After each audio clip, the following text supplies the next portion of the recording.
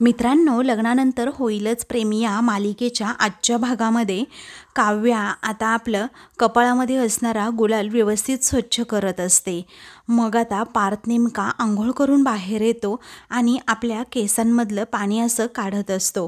तेव्हा आता ते सगळं पाणी काव्याच्या अंगावर उडतं. काव्या नकळतपणे आता मागे पाहते आणि तिला समजतं की पार्थच्या केसांमधलं पाणी माझ्या पाठीवर पडतंय. म्हणून ती आता त्याच्याकडे खूप वेळ पाहतच राहते आणि अगदी गालात हसते. जेव्हा पार्थला हे समजतं ना, तेव्हासुद्धा तो समोर आरशात पाहतो. काव्यसुद्धा हळूच त्याच्याकडे आता बघू लागते. तेव्हा ते दोघेही आता खूप वेळ एकमेकांकडे पाहतात. मग काव्य अगोदर भानावर येते, तर पार्थसुद्धा मग आपापलं काम करू लागतो. त्यानंतर ती आता गुलाल व्यवस्थित स्वच्छ करत असताना लगेचच पार्थ हा हात पुढे करतो. तेव्हा ती खुणावून विचारते काय, तर पार्थ म्हणतो मी स्वच्छ करतो तो गुलाल. मग काव्य त्याच्याकडे तो रुमाल देते. त्याच वेळी आता पार्थ हा तिच्यासमोर जाऊन उभा राहतो आणि तिला जवळ ये असं इशाऱ्याने सांगतो. तेव्हा ती आता थोडीशी जवळ जाते, तर पार्थ हा त्या गुलालावर अशी फुंकर मारतो, तर काव्य ही डोळे बंद करून घेते. मग त्यानंतर तो म्हणतो की थोडंसं थांबा. तेव्हा काव्या आता काहीच बोलत नसते, एकदम शांत शांत असते. तर आता तो हातानेच तो गुलाल आता स्वच्छ करू लागतो. परंतु गुलाल स्वच्छ करता करता तो तिची अशी भांगच भरतो आणि त्याच्याकडे पाहत राहतो. काव्याला अजूनही समजलेलं नसतं की पार्थने नक्की काय केलंय. ती आपली अगदी शांतपणे उभी असते. तेव्हा ती आता खुणावून विचारते झालं का व्यवस्थित स्वच्छ. मग आता तो म्हणतो जरा आरशात पहा ना. तेव्हा काव्या आरशात पाहते आणि धक्क्यानेच पुन्हा पार्थकडे पाहत विचारते की अहो देशमुख, तुम्ही हे काय केलंत? अहो गुलाल पुसायचा होता, तर तुम्ही अख्ख्या भांगेवर पसरवून ठेवलात. मग आता पार्थ अगदी प्रेमाने काव्याकडे बघतो आणि म्हणतो माझा तोच तर प्लॅन होता. मग काव्य त्याला काहीच बोलत नाही, तर पार्थ थोडा बाजूला जातो आणि मग तो बाजूला गेल्यानंतर ती विचारते काय हो देशमुख, लाईन क्रॉस होती असं वाटत नाही का तुम्हाला? तर पार्थ आता काहीच प्रत्युत्तर देत नाही. दोघेही पुन्हा एकमेकांकडे पाहतच राहतात. त्याच वेळी आता पार्थ पुन्हा एकदा आपले केस स्वच्छ करू लागतो. तेव्हा काव्या त्याच्या केसांमध्ये पाहते, तर गुलाल अजूनही तसाच असतो. मग आता ती म्हणते एक मिनिट, तुम्ही कसे केस स्वच्छ केले? अहो तुमच्या केसांमध्ये तर गुलाल अजून तसाच आहे. तेव्हा तो विचारतो खरंच दिसतोय का? तेव्हा काव्य म्हणते हो, अहो खरंच दिसतोय. अहो माझ्यासमोर मान खाली घालायला लागली ना तुम्हाला, तेव्हा बरोबर दिसला मला. बाय द वे, पहिल्या 30तले आर्किटेक्ट ना तुम्ही? आणि तुम्हाला साधे केस सुद्धा धुता येत नाही का? अहो देशमुख, मला सांगा, तुम्हाला केस धुता येत नाही, पुसता येत नाही? सांगा बरं काय चाललंय तुमचं? मग आता पार्थ म्हणतो तुम्ही माझा गुलाल स्वच्छ करून देता का, असं म्हणून तो तिच्याकडे टॉवेल देऊ लागतो. तेव्हा काव्य अगोदर तो टॉवेलच घेत नाही. तेव्हा पार्थ आता तिला फोर्स करतो. मग नकळतपणे काव्या त्याच्या हातातून तो टॉवेलसुद्धा घेते आणि लगेचच त्याला खुणावू लागते. त्यानंतर तो आता खुर्चीवर बसतो, तर काव्या हळूहळू त्याच्या केसांमध्ये असणारा तो गुलाल स्वच्छ करू लागते. ते पाहून आता पार्थला खूप म्हणजे खूपच छान वाटतं. मग तेवढ्यातच आता मानिनी सुद्धा तेथे येते आणि हळूच खोलीमध्ये डोकावते. तर काव्या खूपच प्रेमाने आता पार्थच्या केसांमधलं तो गुलाल स्वच्छ करत असते, पाणी पुसत असते. ते पाहून आता मानिनीला यावेळी तर काहीच वाटत नाही, कारण सुनीताने जे सांगितलेलं असतं काव्याच्या प्रेमाबद्दलचं सत्य, ते सततच तिला आठवत असतं आणि त्यामुळे ती अगदी शॉक झालेली असते. आता नक्की मैत्रिणीवर विश्वास ठेवावा की काव्यावर, हेच तिला कळत नसतं. कारण काव्या आणि पार्थची केमिस्ट्री ज्या प्रकारे पुढे चाललेली असते ते पाहून मानिनी एकदमच रिलॅक्स झालेली असते आणि मध्येच हा काव्याच्या प्रेमाचा बॉम्ब फुटल्यामुळे आता मानिनीचं डोकंच चक्रावून जातं. तर आता इकडे पार्थ खूपच खुश असतो, कारण काव्या खूप प्रेमाने आता त्याच्या केसांमधला गुलाल स्वच्छ करत असते. त्यानंतर काव्याची नजर ही मानिनीवर पडते. तर आता मानिनी ही तिच्याकडे पाहत असताना काव्य पटकन तो टॉवेल असा टाकते आणि मग आता पार्थची नजरसुद्धा मानिनीवर पडते आणि तो ताडकन उठतो आणि म्हणतो आई आई, अगं ये ना, ये ना, ये आतमध्ये. तेव्हा मानिनी एकदमच टेन्शनमध्ये असते, पण ती आतमध्ये येते. त्याचवेळी पार्थ म्हणतो, आई अगं तो गुलाल पडला होता ना सगळा केसांमध्ये, म्हणून काव्या ही जरा स्वच्छ करत होती, मला जमतच नव्हतं ना म्हणून. त्यानंतर आता पार्थ विचारतोय, आई अगं बोल ना काहीतरी, तुला काही हवं होतं का? त्याचवेळी आता काव्या ही एकदम शांत शांत होते, तर मानिनी काहीच बोलत नसते ती, कारण तिच्या चेहऱ्यावरचा अक्षरशः रंगच उडालेला असतो. मग काही वेळाने आता काव्याला दुधाचा वास येतो, तेव्हा ती म्हणते, अरे बापरे, दूध उतू गेले की काय, दुधाचा वास येतोय मला जरा. मग मानिनी म्हणते, हो ते मीच कॉफी करण्यासाठी जेव्हा ठेवलं होतं ना तेव्हाच आपलं ते दूध उतू वगैरे गेलं असेल आणि गॅससुद्धा खराब झाला असेल. तेव्हा पार्थ म्हणतो, थांबा मी बघतो असं म्हणून तो आता तेथून जातो. त्यानंतर आता काव्या ही म्हणते, मानिनी काकू तुम्हाला सांगू, तुमचा हा मुलगा आहे ना, मुलगा तो एक नंबरचा नमुना आहे, नमुना. अहो बरं झालं तुम्हीच इकडे आलात, कारण मी येणारच होते आता तुमच्याकडे हे दागिने द्यायला, पण खूप छान आहेत हे तुमचे दागिने, असं काव्या म्हणते. अहो खरंच मला मज्जा आली हा दागिने वेअर करून, कारण घरात ठेवत नाहीत ना तुम्ही हे दागिने, असं बँकेत ठेवता ना, पण बरं झालं तुम्ही बँकेतच ठेवता हे दागिने सगळे, कारण सेफ्टीच्या दृष्टीने ना जरा बरंच असतं काकू, हो की नाही? तर मानिनी हो नाही काहीच बोलत नसते, एकदम शांत असते. एक एक दागिना आता मानिनीकडे देऊन लागते. त्यानंतर हसतच ती म्हणत असते, माझ्या रूममध्ये एवढे महागडे दागिने आहेत, या विचारानेच मला झोप लागणार नाही काकू, पण यावर्षी ना खरंच खूप मज्जा आली कारण तुमचे छान छान दागिने घालून आम्ही असं रेडी झालो ना म्हणून. आणि आमच्या घरी ना गणेशोत्सव नसतो तेव्हा मजा नाही येत एवढी, परंतु आमचा गणपती मामाकडे असतो गावी, आणि लहान होतो ना तेव्हा दरवर्षी जायचो आम्ही गणपती बाप्पाला गावाकडे, परंतु आता मोठं झाल्यानंतर अभ्यास वाढला, फ्रेंड सर्कल वाढलं आणि गावी जाणं जरा कमीच झालं पण यावर्षी देशमुखांच्या गणेशोत्सवाला मी आणि नंदिनी ताईने खरंच खूपच मज्जा केली अहो मी सुद्धा पुरणपोळ्या केल्या सर्वांसाठी, तुम्हाला आवडल्या ना? आणि सगळ्यांना पण आवडल्या ना, कारण मी पहिल्यांदाच बनवल्या होत्या, खरंच खूप मजा आली. तेव्हा ती बोलण्याच्या नादात आता मंगळसूत्रसुद्धा काढू लागते. तेव्हा मंगळसूत्र काढण्याची एवढी घाई, असं मानिनी रागातच तिला विचारते. मग आता काव्या धक्क्यानेच मानिनीकडे बघते. तेव्हा मानिनी म्हणते, अगं लग्नानंतर घातलेलं पहिल्यांदा जे मंगळसूत्र असतं ना ते टिकवण्यासाठी लग्ना अगोदरच्या प्रेमाची गाठ नेहमी सोडावी लागते काव्या. तेव्हा काव्याला आता शॉकच बसतो की मानिनी काकू अशा अचानक का बोलायला लागल्या असतील. तेव्हा ती आता विचारतेच, काकू तुम्ही हे काय बोलताय, मला नक्की समजलं नाहीये. तेव्हा समजवते ना मी, असं आता मानिनी म्हणते. आणि आता डायरेक्ट ना मी मुद्द्यालाच हात घालते. मग आता ती डायरेक्ट स्पष्टपणेच काव्याला म्हणते, हे बघ काव्या, मला समजलंय की लग्ना अगोदर ना तुझं अफेअर होतं काव्या. हे ऐकून काव्याच्या पायाखालची जमीनच सरकते. काव्याला अगदी कसं तरी होऊ लागतं, कारण मानिनीपर्यंत हे सत्य पोहोचलंच कसं याचा ती क्षणातच विचार करू लागते. मग आता काव्या ही मानिनीकडे पाहतच राहते. तेव्हा मानिनी म्हणते, आणि ते लग्नानंतरही सुरू आहे, आणि हे जे काही मला कळलंय, माझ्या कानावर आलंय, ते अगदी बरोबर आहे ना काव्या, असं मानिनी स्पष्टपणे तिला विचारते. तेव्हा अचानकच आता विजा कडकडू लागतात. काव्या एकदम शांत झालेली असते, ती काहीही बोलत नसते, कारण मानिनीपर्यंत हे सत्य पोहोचलं कसं याची तिला अजूनही खबरबात काहीच नसते. त्यानंतर मानिनी आता तिला तडातडा बोलू लागते आणि म्हणते, काव्या तुझं लग्न कसं झालं, कोणत्या परिस्थितीमध्ये झालं, हे मला चांगल्या प्रकारे माहीत आहे काव्या, आणि हे सगळं मी उगाळत बसणारच नाही आहे मुळात, कारण तो दिवस ना आपल्या सगळ्यांसाठीच एक भीषण दिवस होता काव्या. आणि हे सगळं काही वसुताईंनी घडवून आणलं, हे जेव्हा आपल्याला समजलं तेव्हा पुन्हा एकदा आपण सगळेजण त्याच आठवणींमधून गेलो आणि रडलो सुद्धा, सगळ्यांना वाईट वाटलं सुद्धा. अगं एका क्षणात होत्याचं नव्हतं केलं होतं वसुताईंनी, आणि तुम्हा सगळ्यांचीच आयुष्य अगदी बदलून गेली, आणि तुमची स्वप्नसुद्धा पूर्णपणे जळून गेली, आणि कुणाचं प्रेमसुद्धा अगदी विरझून गेलं. हे सगळंच मला मान्य आहे काव्या, मान्य आहे. आणि मान्य काय ग, इतके दिवस मी मान्य करतेच आहे ना, आता मला सांग नाही करते का? अगं वैऱ्यावरही येऊ नये ना अशी तुम्हा दोघींवरती ती वेळ आली होती आणि तुम्ही दोघींनी ते सगळं सहन केलं हे मला मान्य आहे आणि पदोपदी यासाठी मी तुमच्या दोघींचंही अगदी कौतुकसुद्धा करत असते काव्या, तुला समजत असेल आणि अगदी आजही करेन. तेव्हा काव्याच्या डोळ्यातून पाणी येऊ लागतं. बिचारी पुढे आता काहीच बोलत नसते.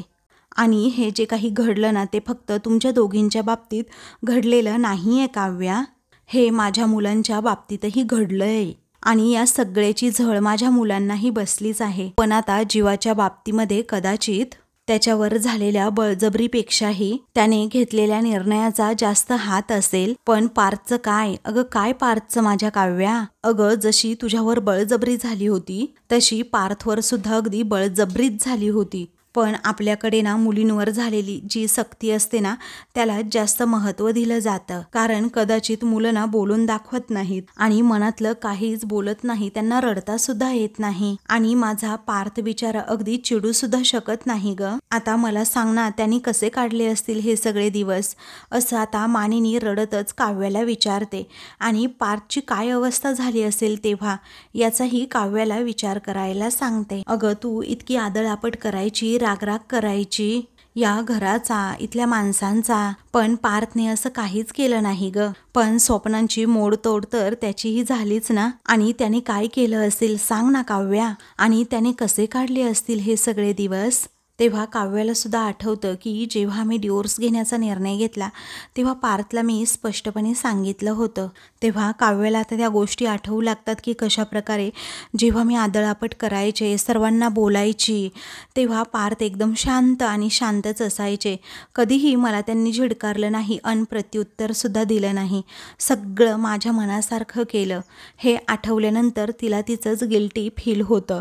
मग आता मानिनी म्हणते पण तरीही माझा मुलगा ना तुझ्यासोबतच उभा राहिला, त्याने हिम्मत दाखवली. त्याचबरोबर त्याच्या पायात जे काटे आले होते ना ते अक्षरशः त्याने जमिनीत खोलवर रुतवले आणि पेरले सुद्धा. कारण त्याला माहीत होतं त्याच काट्यांमधून ना फुलं उगवण्याची हिम्मत त्याच्यामध्ये आहे. कारण तुझा राग, तुझं टोमणे, तुझे रुसणं, चिडणं, फुगणं हे अक्षरशः सगळं काही फुलासारखं झेललंय माझ्या पार्थने. आणि तुला सांगू हे ना मी माझ्या अगदी डोळ्यांनी बघितलंय. अगं मी खोटं बोलतीये का काव्या, सांग ना तू खोटं बोलतीये का, असा ती काव्याला सततच जाब विचारू लागते. तेव्हा काव्य सुद्धा रडतच म्हणते की मी कुठे असं म्हणाले. मग मानिनी रडत म्हणते नाहीच म्हणणार ग तू काव्या, आणि नाही म्हणूच शकणार नाही. कारण तुला माहितीये पार्थने हे सगळं ना खरं केलंय. कारण तुला न दुखवता, न पडू देता वेळोवेळी माझ्या पार्थने सावरलंय आणि अगदी सांभाळलं सुद्धा आहे. अगं तुझ्यासाठी मैत्रीचा हात त्याने पुढे केला आणि अगदी प्रेमाची साथ देण्याचा प्रयत्न सुद्धा केला. हे सगळं आणि सगळं त्याने केलंय ना काव्या. आणि या सगळ्यासाठी ना खरंच मला माझ्या मुलाचा खूप म्हणजे खूप अभिमान आहे. आणि सगळ्यात महत्वाचं म्हणजे पार्थने कधीही तुलना केली नाही काव्या त्याच्या भूतकाळाशी. कारण त्याचा भूतकाळ सतत नंदिनीच्या रूपाने घरात होता. कारण सकाळ, दुपार, संध्याकाळ, रात्र सतत नंदिनी ना त्याच्या डोळ्यासमोर उभी होती. पण तरीही सुद्धा मनात त्याने कधी तुझी आणि नंदिनीची तुलना केलीच नाही काव्या. म्हणजेच हातून सुटलेल्या सुखाच्या विचारात तो कधी तळमळून गेला नाही. पण त्या उलट तुझ्याच रूपाने तेच सुख परत एकदा त्याच्या आयुष्यात येईल या विचाराचा हात त्याने कधी सोडला नाही काव्या. बरोबर आहे ना काव्या, बरोबर आहे ना, असं मानिनी विचारते. आणि मी हे जे काही सांगतेय ते बरोबर आहे ना असं पुन्हा पुन्हा तिला विचारू लागते. तेव्हा काव्या हो असं म्हणते. मग आता रडतच मानिनी विचारते तुला हे का नाही जमलं काव्या. अगं का नाही जमलं तुला, अगं बोल ना काव्या बोल ना, असं ती तिचा हात पकडतच तिला विचारत असते. तर काव्या एकदमच शांत शांत असते. त्यानंतर मानिनी म्हणते पार्थचा भूतकाळ सततच त्याच्या समोर होता, त्याच्या अगदी आसपास होता. तसं तुझं या बाबतीत नव्हतं ना काव्या. तुझा भूतकाळ तर दुसरीकडे कुठेतरीच होता ना, या घरात नव्हता ना, असं मानिनीने विचारल्यानंतर काव्या धक्क्यानेच मानिनीकडे बघते. मग आता काव्याला लगेचच सगळ्या काही गोष्टी आठवतात की कशा प्रकारे आता जेव्हा मी सततच जीवाला म्हणायची की आपल्याबद्दल सांग घरातल्यांना, आपल्याबद्दल सांग, पण तरी त्याने आत्तापर्यंत अजूनही प्रेमाबद्दल काही सांगितलेलं नाही. आणि माझा भूतकाळसुद्धा माझ्यासोबतच इथे राहतोय. हे काव्य अजूनही कुणाला सांगू शकलेली असते ना जीवासुद्धा. आता तिलासुद्धा तेवढाच त्रास होत असतो, परंतु ती कुणाला तिचं दुःख बोलून दाखवत नसते. त्याचबरोबर मी सततच जीवाला म्हणायची की आपल्याबद्दल सांग रे. अरे नंदिनी जीवा देशमुख ही तुझी बायको आहे हे घरातील सगळ्यांना सांगताना जेवढी तू हिंमत दाखवलीस ना, तर तेवढी हिंमत, त्याच्या निम्मी हिंमत जरीही तू आपल्या नात्याबद्दल सांगताना दाखवली असती तर आज चित्र वेगळं होतं. पण जीवाने यासाठी नेहमीच स्पष्टपणे नकार दिला. तेव्हा काव्या हे सगळं आठवून अगदी शॉक झालेली असते. तिला काय बोलावं ना हेच कळत नसतं ना सुचत असतं. तेव्हा काव्य आता काहीच बोलत नाही हे पाहून मानिनीच म्हणते, अगं नसणारच आहे तुझ्याकडे या प्रश्नाचं उत्तर. कारण मी म्हणाले ना, भूतकाळ मागे सोडून पुढे जायला खूप मोठं मन लागतं काव्या. आणि सॉरी पण तुझ्याकडे ते नाहीये काव्या. तेव्हा काव्य आता धक्क्यानेच मानिनीकडे पाहते, कारण तिनेही तिचा भूतकाळ आता मागे सोडलेला असतो. मग आता असं नाहीये म्हटल्यानंतर मानिनी विचारते, कसं आहे ग मग काव्या. तेव्हा काव्या रडतच म्हणते, कसं सांगू मानिनी काकू मी आता तुम्हाला. तेव्हा मानिनी म्हणते, जसं आहे ना बाई तसं सांग आता, नक्की काय आहे तुझ्या मनात. आता इथे आपण दोघीच आहोत, बरं थांबा. असं म्हणून ती आता पुढे जाते आणि लगेचच दार बंद करून घेते. मग आता मानिनी ओरडूनच म्हणते, हे बघ बाहेर कोणी नाहीये, मी दार लावून घेतलंय, आताही कोणी येणार नाहीये, आता तरी बोल बाई बोल. असं ओरडूनच ती विचारते, हे बघ काव्या, तुझी सासू म्हणून नाही, तुझ्या नवऱ्याची आई म्हणून नाही, तर एक स्त्री म्हणून विचारतीये मी काव्या तुला. अगं खरंच तुझ्याकडून ही अपेक्षा नव्हती काव्या, कारण लग्नानंतर एका परपुरुषाशी संबंध ठेवणाऱ्या. असं म्हटल्याबरोबरच काव्या रागात म्हणते, बस झालं काकू, आता बस झालं. अहो मला बोलायला सांगितलं ना तुम्ही, आता मग मला बोलायची संधी तरी द्या आता. आणि नको नको ते विचार करून आपल्या दोघींच्याही मनावर नको नको ते जरी का उमटवताय. कारण तुम्हाला जे कळलंय ना ते अर्धवट कळलंय काकू, आणि अशा अर्धवट माहितीच्या आधारावर तुम्ही मला फटकराल अशी अपेक्षा नव्हती तुमच्याकडून. पण नाही हा, या सगळ्याच्या बाबतीत ना मी तुम्हाला दोष देणारच नाहीये. कारण ज्या दिवशी माझं लग्न झालं ना त्या दिवशी माझ्या आईवडिलांना सुद्धा मला येऊन विचारावंसं वाटलं नाही, तुला कुणी आवडतं का, की माझा भूतकाळ नक्की काय आहे. मला ना अक्षरशः कुणीच विचारलं नाही, डायरेक्ट बोहल्यावर चढायचं असं सांगितलं अन प्रेशर टाकलं. आणि अगदी लग्न लागेपर्यंत माझ्याशी कुणी काहीही बोललेलं नाही. जर मी बोहल्यावर चढेपर्यंत माझ्या भूतकाळाचा, माझ्या आवडीचा कुणालाही प्रश्न नव्हता, तर आता सुद्धा माझ्या भूतकाळाबद्दल कुणालाही काहीही विचारण्याचा हक्क नाहीये. मग मानिनी आता रागातच म्हणते, पण मला आहे तो हक्क, कारण माझ्या मुलाच्या आयुष्याचा प्रश्न आहे हा काव्या. तेव्हा काव्या म्हणते, हो मान्य आहे ना मला, पण तुमच्या मुलाच्या सुखाची किल्ली अजूनही माझ्या हातात नाहीये काकू. आणि आता राहिला प्रश्न इथिक्सचा, तर मी माझ्या आईवडिलांची शपथ घेऊन सांगते की माझं आत्ता कोणत्याही मुलाबरोबर अफेअर वगैरे नाहीये, असं ती अगदी स्पष्टपणे तिची बाजू मांडत सांगते. तेव्हा मानिनी आता विचारते, खरंच नाहीये का. तेव्हा काव्य म्हणते, नाहीये, मी मान्य करते, लग्ना अगोदर माझं एका मुलाबरोबर अफेअर होतं, तेव्हा त्याविषयी माझं काही मतच नाहीये, कारण तुला भूतकाळाविषयी न विचारणाऱ्यांपैकी एक मी आहे काव्या. पण मला माझ्या मुलांच्या सुखाचा विचार करायला नको का काव्या. कारण लग्नानंतर माझ्या मुलाला त्याच्या बायकोने फसवू नये आणि चीट करू नये, त्याच्या साधेपणाला त्याचा बावळटपणा, त्या प्रेमाला त्याचा दुबळेपणा समजू नये असं मला वाटतं. हे चुकीचं आहे का. अगं सांग ना, हे चुकीचं आहे का. तेव्हा काव्या रडतच म्हणते, असं म्हणाले का मी. पण पार्थची आई होताना तुम्ही तर एक गोष्ट दाखवून दिलीत काकू, की तुम्हाला सुद्धा सुनेची बाजू नेहमी तोकडीच वाटते. मग आता मानिनी विचारते, म्हणजे नेमकं काय म्हणायचंय काव्या तुला. तेव्हा काव्या म्हणते, हेच जर तुमच्या मुलीने केलं असतं तर काय केलं असतं मग तुम्ही. मग आता मानिनी म्हणते, कान धरला असता तिचा आणि खडसावून विचारले असत्या सगळ्या गोष्टी. तेव्हा काव्या म्हणते, मग खडसावून विचारा की मला तुम्ही, कारण मी सुद्धा तुमची मुलगीच आहे. काकू, अर्धवट माहितीच्या आधारावर जर कुणी माझा कान पकडवायची हिम्मत करेल तर त्याचंच नाक मुठीत जाईल, असं काव्या स्पष्टपणे मानिनीला म्हणते.